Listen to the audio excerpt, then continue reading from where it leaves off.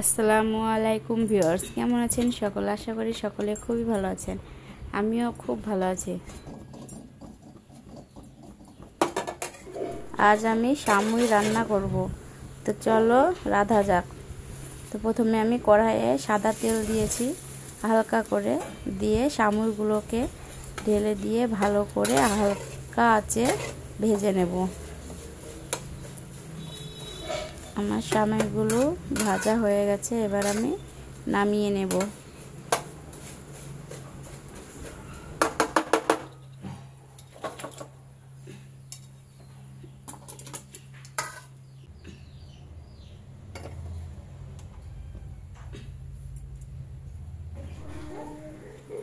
দুধ দিয়ে দিলাম।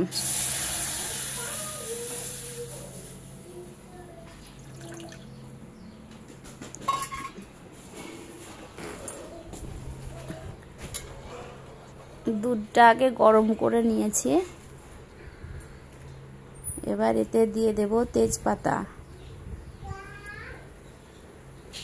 আর দিয়ে দেব দারচিনি, এলাচ আর লং দিয়ে ভালো করে ফুটিয়ে নেব।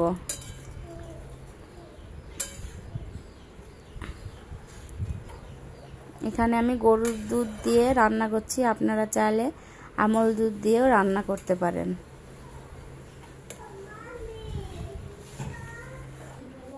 এতে দিয়ে দেব সব রকমের বাদাম, কুচি কুচি করে রেখেছি বাদামগুলো দিয়ে ভালো করে জাল দিয়ে নেব,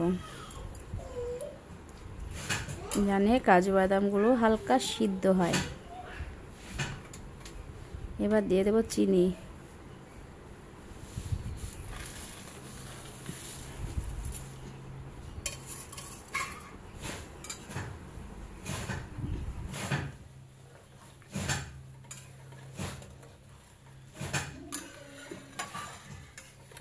দুধটা ফুটে উঠেছে, এবার আমি ভাজা শামুইটি দিয়ে দেব, দিয়ে অনেকক্ষণ এবার শামুইগুলোকে নাড়াচাড়া করতে হবে, নাড়াচাড়া না করলে তলে এঁচে যাবে।